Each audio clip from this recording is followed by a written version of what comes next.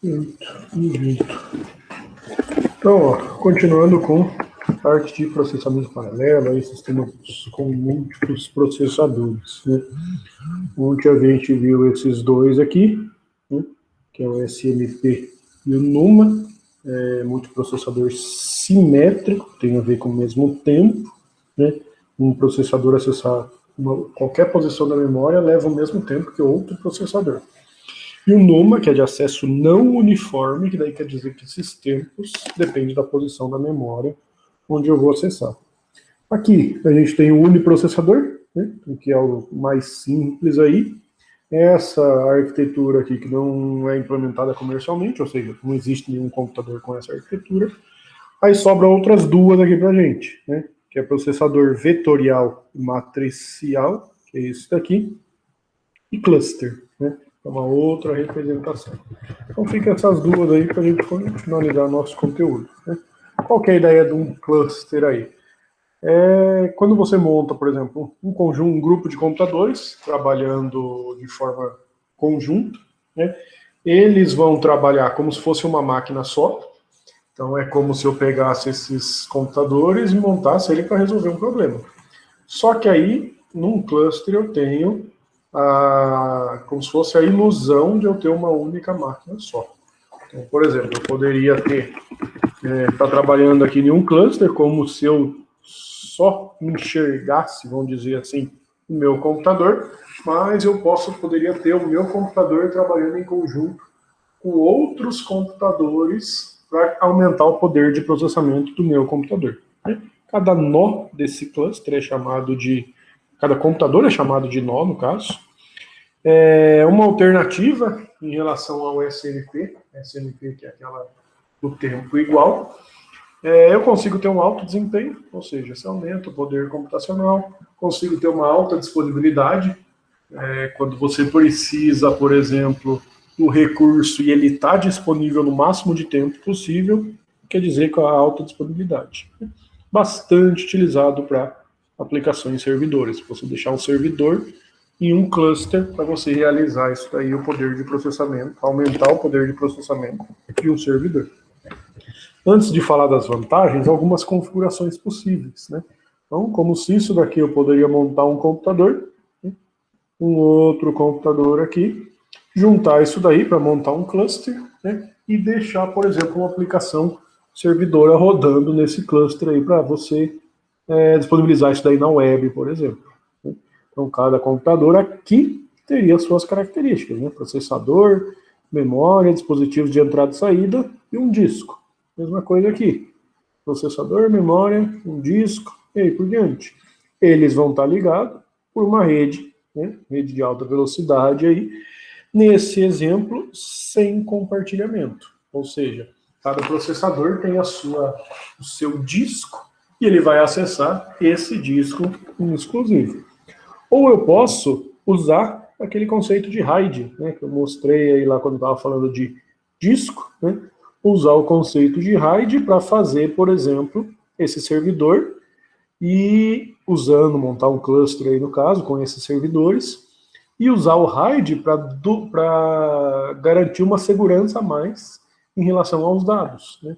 Por exemplo, se eu usar o R1, que é o RAID 1, é aquele que duplica os discos. Então, por exemplo, se eu duplicar esses dois discos, tudo que eu salvar de dados aqui, eu tenho que ir no outro disco e salvar a mesma informação. Isso daí faz com que a informação que esteja salvo nesse disco, se eu perder, você tem um outro disponível desse lado aqui para não dar problema, para você garantir a sua disponibilidade no acesso a essa informação. Então aqui, com disco compartilhado, posso usar a combinação aí, de discos para usar essa combinação de discos como se fosse um RAID. Uma outra possibilidade que eu posso ter é fazer uma combinação aqui de servidores, de usar discos combinados, né, para montar esse secundário passivo.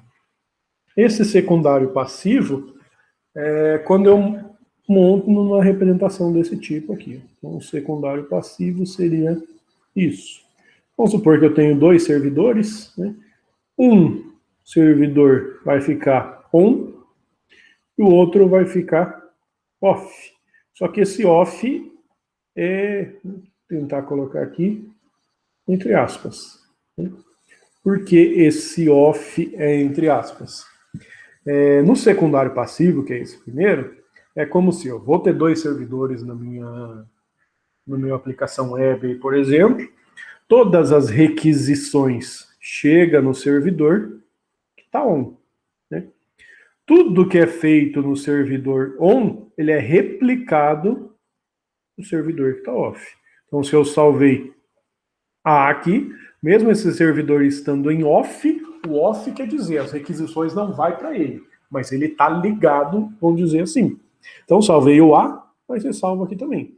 Por que ele fica off? Porque se der problema nesse servidor aqui, o outro vai assumir automaticamente. Né? Então, por isso que é passivo. Né? Esse primeiro servidor que está on deu problema, o outro assume ao mesmo tempo para o seu site não ficar fora do ar. Então, aí que é a ideia do secundário passivo. É como se pensa lá que são duas pessoas para você tem um trabalho para fazer, sei lá, você tem que ficar de vigia numa casa, né? E não pode entrar ninguém. Se passar uma pessoa, o vigia tem que avisar, né? Se fosse, no caso, o secundário passivo, você precisaria ter dois vigias, porque se o primeiro sair, ele tem que ir no banheiro, enquanto ele vai no banheiro, o outro assume, né? Voltou, ou seja, você tem que ter esse cara em off lá, para se o primeiro der problema, acontecer alguma coisa, o que está em off assume para não ficar sem ninguém, né? Então essa é a ideia do passivo, para você ter sempre essa alta disponibilidade, né? Se esse que está on aqui parasse de funcionar e não tivesse ninguém para assumir, o site ia ficar fora do ar, né? Então, um site fora do ar, você perde quantidade de acesso, se há alguma aplicação aí mais específica com pagamento, alguma coisa assim, você pode perder cliente desse jeito aí, certo? Esse secundário passivo é relativamente fácil de você montar isso daí, né? Então, o secundário assume caso dê problema no primário, e só que você tem um custo alto nesse tipo de servidor aí, porque esse passivo, ele teria que ficar parado sem fazer nada, né? Só se der problema no primeiro que ele vai assumir e vai fazer alguma coisa efetivamente, né? Então, você ter um servidor desse aí parado, você está gastando dinheiro a mais aí. Lógico que tudo pensando para você ter essa disponibilidade alta. O segundo tipo, que é esse daqui, que é o secundário ativo, aí é você duplicar isso daí, né? Como se fosse replicar o caso. Não sei se vocês viram algo do tipo assim, lá com o Moreno em redes, né? É duplicar dois servidores, ou seja, as requisições no servidor tanto chega nesse servidor quanto nesse, né? Qualquer um dos servidores pode receber a requisição. Mas tudo que é feito em um precisa ser replicado no outro, né? Isso daí você aumenta a capacidade de processamento, né? Você consegue fazer mais coisas ao mesmo tempo, só que aumenta a complexidade, né? Porque gerenciar isso daí acaba ficando mais complicado quando você tem essas cópias aí. Tem outros exemplos aqui, mas os dois mais utilizados são esses dois que estão em negrito aí, ó, né? Você pode ter servidores separados, né? Colocar eles fisicamente distribuídos, né? Pensa lá que você vai lançar um jogo no Play Store lá. Se você tem um servidor só na sua casa, igual esses dias aí que aconteceu de ter problema, algumas pessoas ficaram sem energia, né? Se o servidor está na sua casa e você fica sem energia, ninguém vai conseguir acessar o servidor, ou seja, ele está fora do ar. O que você pode fazer? Montar como se fosse uma réplica desse jeito aqui e colocar um servidor na sua casa e outro na casa do seu sócio, por exemplo, né? Uma na minha casa, outra na casa do Sidão. Então, cada cada um desses vai ter um servidor. Se um deles fica fora do ar, o outro ainda assume isso daí. Né? Mesma coisa, você vai montar um servidor para um jogo aí, vou colocar ele na minha casa que é na frente do mar. Né? Isso daí pode dar uma enchente, pode acontecer alguma coisa lá, dar algum problema, você vai ficar sem energia lá. Né? Então você tem que pensar quando você vai montar algo desse tipo aí, em todos esses quesitos aí. Uma outra possibilidade, colocar os servidores conectados no disco, né, para tentar, por exemplo, diminuir a carga de rede, né, ou seja, tentar agilizar quando você vai salvar alguma informação. Servidores compartilhando disco, né, para tentar também otimizar as informações que vão ser salvas no disco. Né. Então, os 4 benefícios que tem aqui de cluster: primeiro, escalabilidade absoluta, né, que com um cluster com N computadores, eu aumento o poder de processamento que eu tenho em um computador só.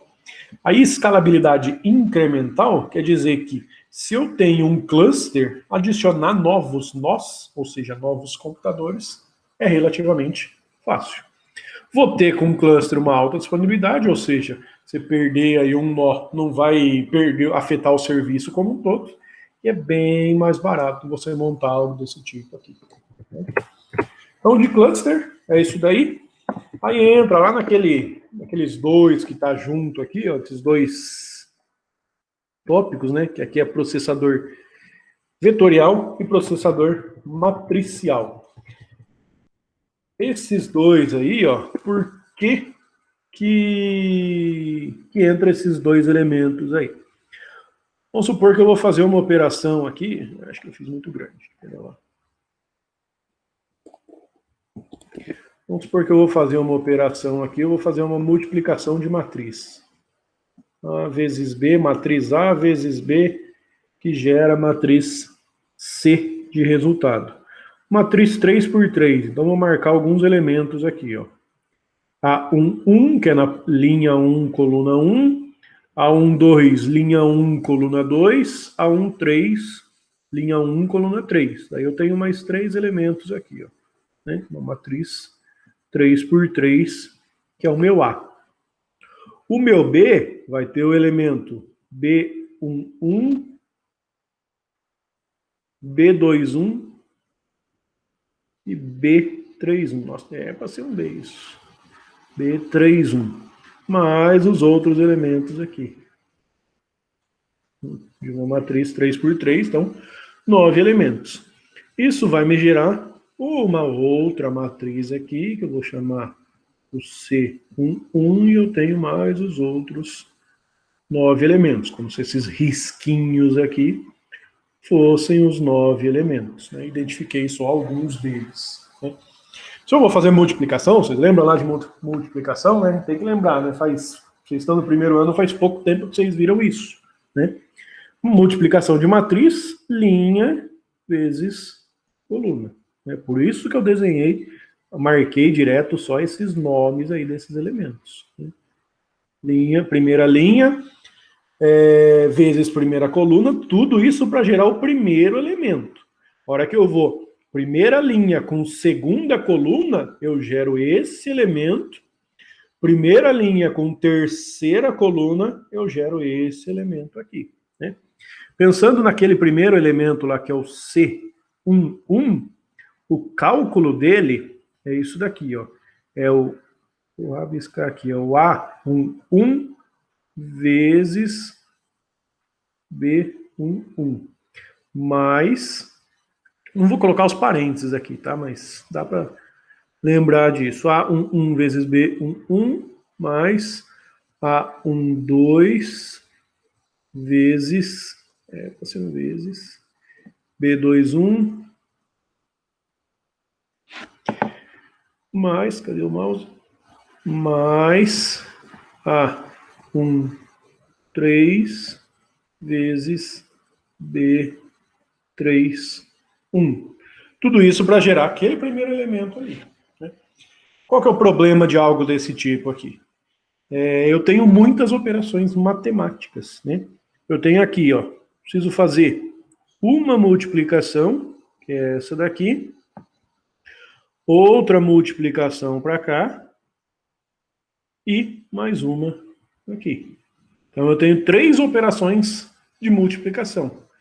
E, além disso, eu tenho mais 2 operações de soma, né? São essas duas aqui. Isso para um elemento, né? Aqui, ó. Para calcular esse elemento aqui, 3 multiplicações e 2 somas. Se eu tenho, para cada elemento, 3 multiplicações, com 9 elementos, são todos esses, eu vou ter 27 multiplicações, e se para cada elemento eu tenho 2 somas, 18 somas para calcular toda essa matriz. Né? Dá para entender qual que é o problema de algo desse tipo? Eu não. O que vai me gerar de problema a forma de calcular essa multiplicação? Aqui eu mostrei um exemplo com matriz 3 por 3. Né? Qual que é o problema de algo desse tipo? Tem ideia?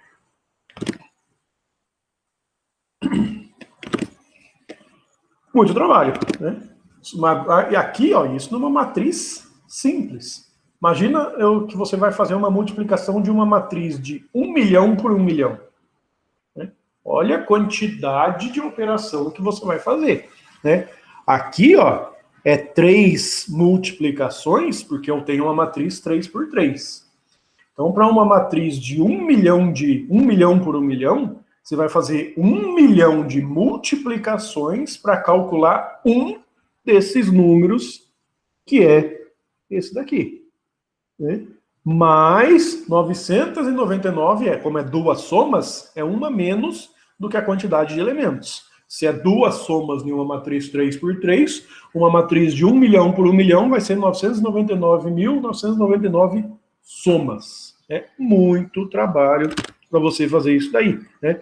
É muito trabalho, consequentemente, muito tempo.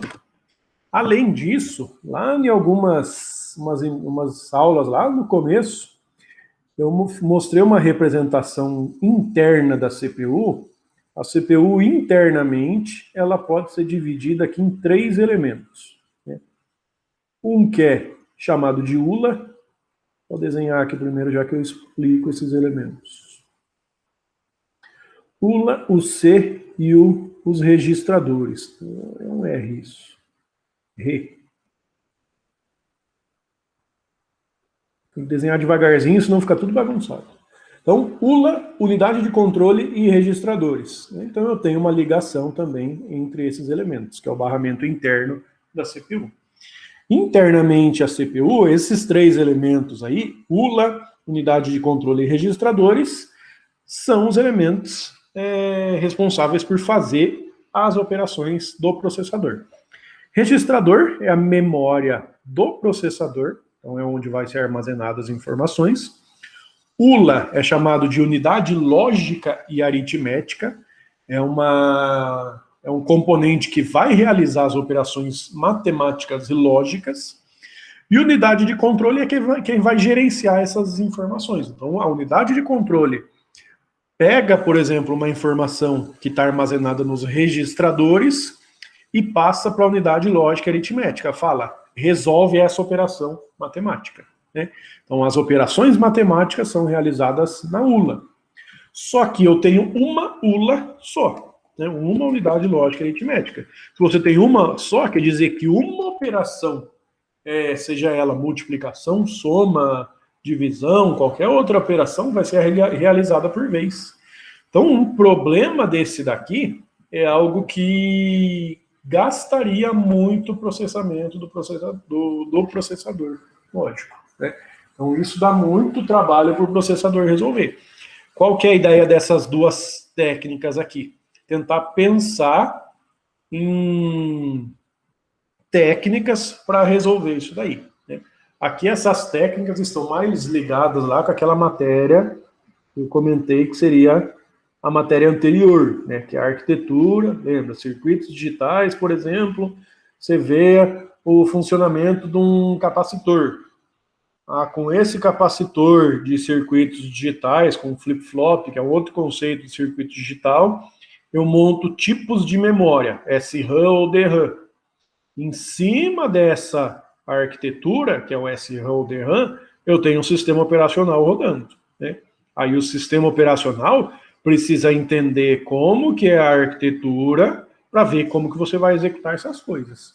E principalmente esse tipo de operação aqui, quando você tem muita coisa para fazer, né? Um outro exemplo de problemas que gasta muito poder matemático do computador, por exemplo, é a parte de meteorologia, previsão do tempo, né? Previsão do tempo, você vai calcular em cima de N fatores, né? Como que estava a umidade no dia anterior, como estava o vento no dia anterior, baseado também nos outros dias e aí por diante, se essa umidade está aumentando e aí vai, né? Então isso daqui depende de muitos fatores, né? Para calcular isso daí é algo que vai demandar poder de processamento, vai demandar muitas operações matemáticas.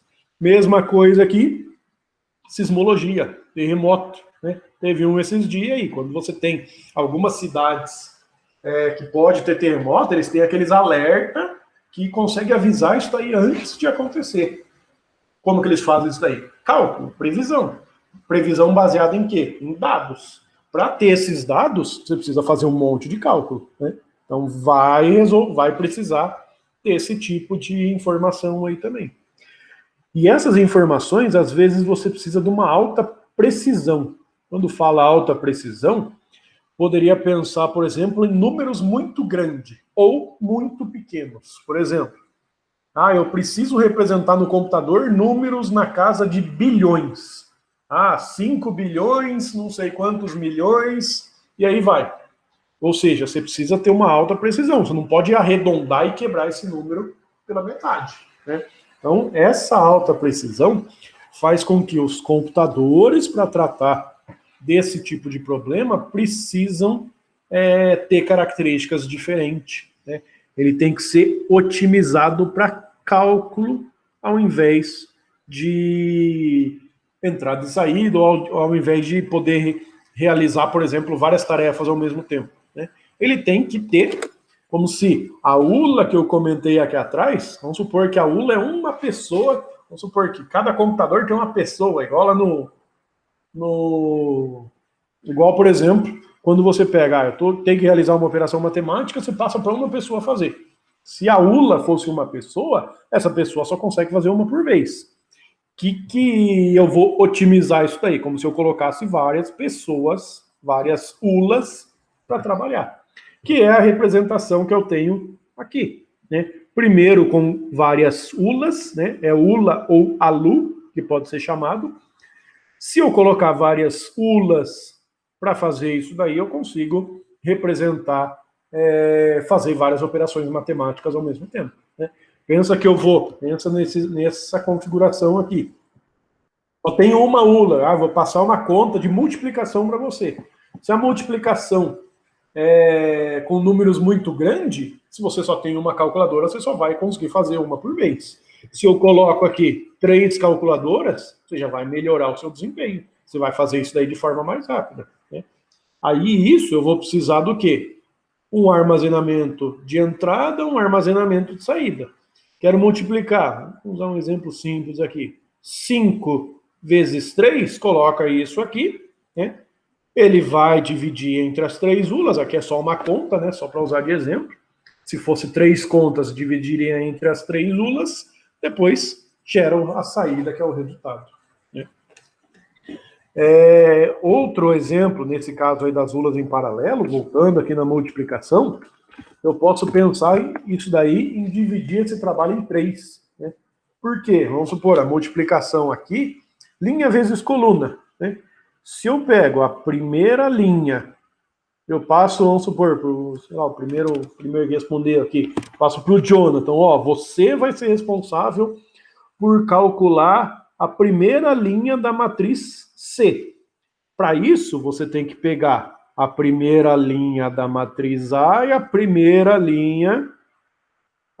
coluna da matriz B. Então você vai fazer esse cálculo. Passo para outra pessoa, para o Arthur, você vai precisar calcular a segunda linha aqui da matriz C. Para isso você precisa da segunda linha aqui com a primeira coluna. E aí vai, né? Aí você vai precisar calcular essas operações. Eu dividi esse trabalho entre várias pessoas aí no caso, né? Que seria essa ideia da ULA, ALU em paralelo, para melhorar o desempenho. Uma outra forma, vou buscar de amarelo aqui, ULA com pipeline, né? Pipeline é uma técnica lá de arquitetura, né? Que é como se fosse dividir uma operação em vários pedaços pequenos, né? Vamos supor, para fazer fazer uma pizza, né? Eu tenho que montar a pizza, né? Assar a pizza e acabou. Só que se eu dividir isso em várias etapas, eu tenho que pegar uma massa, eu tenho que pegar um molho de tomate, pegar presunto, pegar mussarela e só, né? Eu dividi isso em várias etapas. E se eu tenho várias pessoas, vamos dizer, para trabalhar, eu consigo fazer isso ao mesmo tempo. Ao mesmo tempo que eu pego a massa, outra pessoa pode pegar o molho, outra pode pegar o presunto e a mussarela, né?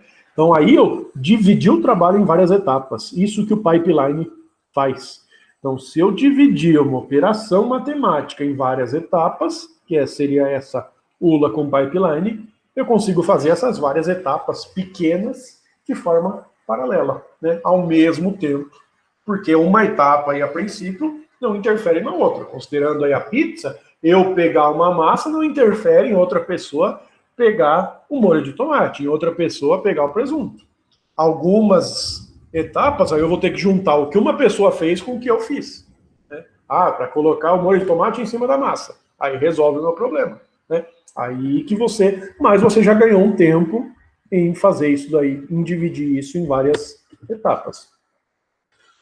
Uma outra representação que eu posso usar para computação vetorial e matricial é quando você precisa representar números muito grandes, né? Então, um exemplo que eu falei lá, eu quero representar um número na casa de bilhões. Isso daí, em um computador, se você abre a calculadora aqui do Windows, do Linux, aí ele tem um limite lá da quantidade de caracteres, né? Você não consegue digitar 1 bilhão numa calculadora simples, né? Porque algumas calculadoras você vai ter limite. Então, quando você precisa desses recursos mais específicos aí, principalmente matemáticos, você tem que pensar numa arquitetura para isso, né? E, consequentemente, você tem que pensar num sistema operacional para isso daí, né? Aí, falando de modo geral agora, quando você vai lá fazer o gerenciamento de processos, né? Quando eu vou escalonar os processos, se eu tenho um processador só, eu tenho que escalonar para esse. Se você tem vários processadores, você tem que escalonar para todos os processadores. Ou seja, o sistema operacional vai ter mais trabalho para fazer isso, né? Na parte de memória, mesma coisa, né? Eu tenho um programa, eu tenho que buscar ele na memória, tá? Mas é para qual processador? Processador 1, 2 ou 3, e aí por diante, né? Se um processo está usando memória virtual, eu vou buscar, mas vou trazer isso daí para qual processador? Qual processador que está usando memória virtual? Às vezes o outro está usando só o swap, né? Porque o processo é pequeno, algo do tipo. Se você está fazendo entrada e saída, mesma coisa, né? Tudo acaba ficando mais complexo quando você coloca múltiplos processadores, né? Às vezes aqui, estou falando, tem que executar uma operação matemática, né? Você pode falar, executar uma operação matemática numa arquitetura desse jeito não tem nada a ver com SO. Tá, mas o SO que está rodando o processo precisa passar essa tarefa para o processador. Tá, mas se o SO tem que passar para o processador e agora eu tenho 2, para quem que ele vai passar essa tarefa, né? Então, às vezes, diretamente, não dá para perceber essa ligação com o sistema operacional, mas tem bastante isso daí, né? E aí, como eu comento lá daquela parte, da sequência, de novo, lá, circuitos digitais, arquitetura, SO e o redes lá, por exemplo, A hora que você coloca lá o sistema operacional em rede, né, um computador em rede, você está conectando dois computadores, montando aí, por exemplo, a internet, né? Você tem aqui um computador que pode passar lá a informação por vários roteadores, passar por um backbone, até chegar em outro computador aqui, né, para trocar informação. E essa troca influencia também no sistema operacional, porque é um processo que está se comunicando com outro processo. Vocês já viram lá com o Moreno TCP, não viram? Viram isso daí, né? TCP e UDP. UDP também. Sim, né? Então, quando você faz um TCP, é um socket que está se comunicando com o outro, não é? Então, é um processo que está se comunicando com o outro. A hora, por exemplo, vamos supor aqui, a hora que está eu aqui mandando uma mensagem para o computador de vocês aqui em cima, né? Você aqui trocando a mensagem, tem, lógico que tem elementos aqui no meio, roteador, ISP e aí por diante, né? Mas a hora que eu mando uma mensagem lá para cima, eu tenho que indicar qual que é o seu endereço IP, só isso? Ou precisa de mais alguma informação? Por exemplo, a hora que eu estou mandando, a hora que a minha voz está chegando aí no computador de vocês, no computador de vocês, basta eu falar qual que é o endereço IP do seu computador ou não? O que mais que precisa? Vocês entenderam lá? É relacionado com o TCP isso. A hora que você instala um joguinho lá, a hora que fala de jogo, vocês entendem, né? A hora que você instala um joguinho e o jogo é bloqueado pelo seu firewall, o que você tem que fazer? Não tem que ir lá no firewall e liberar a porta que o jogo utiliza? Não, eu preciso da porta. Por quê? A hora que eu aqui estou se comunicando com você, eu passo, eu quero acessar o seu IP que é X, quero mandar uma mensagem para você. X é o seu IP. Só que no seu computador aqui, você está rodando 100 processos, né? Como que eu vou falar que a mensagem da minha voz aqui, por exemplo, é para o seu IPX, mas para qual desses processos? Eu tenho que indicar um número de porta, né? Aí os processos se comunicam por meio desse número de porta. Então eu uso o endereço IP e o número da porta, a qual os dois processos estão se comunicando. Se for TCP, criar um socket para fazer essa comunicação, né? Aí que eu consigo trocar essas informações aqui, né? Aí tem algumas coisas aqui até relacionadas com redes, né? Viram lá do DNS, né? A hora que eu digito um site, ele precisa traduzir para esse endereço aqui. Traduziu no endereço IP do servidor, preciso criar uma conexão TCP aqui, ó, na porta 80 com esse endereço. Mandei a solicitação, o servidor aceitou a conexão, aí eu mando uma requisição, pensando em outro protocolo ainda, mando uma requisição HTTP para buscar a minha página, né? Até isso daí ser exibido na tela do seu navegador, aí, se for esse exemplo, né? Então, por isso que eu comento, acho que eu falo até um monte de vezes dessa sequência aqui, ó, né? Vocês, eu comentei lá, desde acho que até nas primeiras aulas lá, alguém perguntou, mas a gente já viu esses dois, vocês já estão vendo no primeiro semestre dessas duas, né? ISO e redes. Mas a hora que você vê no segundo semestre que vocês vão ter essas duas aqui, né? Circuitos digitais e arquitetura, a hora que você vê isso daí, aí que é importante de você tentar lembrar das outras coisas, né? A hora que você vê lá um FF, que é o flip-flop, vocês vão estar vendo no segundo semestre aí com o Sidão. O flip-flop é um componente que ele armazena um bit, ele armazena ou 0 ou 1. A hora que você pega esse flip-flop, com ele eu construo uma memória S. A hora que se você pegar lá em circuitos digitais também, como é circuito digital, é difícil você passarem esse conteúdo, né? Não é que porque volto. Difícil passar o conteúdo relacionado a capacitor. Por quê? Um capacitor é um dispositivo analógico, né? Mas, se você lembrar, para quem lembra de física lá do ensino médio, o capacitor é um componente e ele, a hora que você monta, pega esse capacitor, você consegue montar memórias DRAM, né?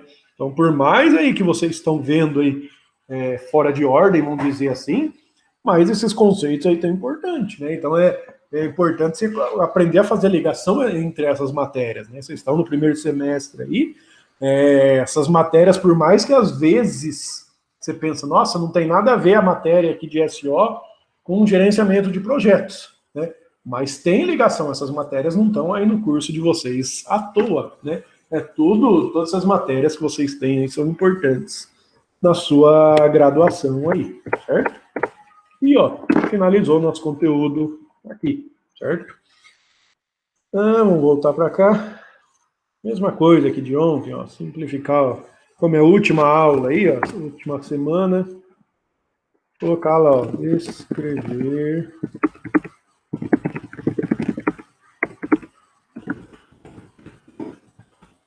clusters e processador.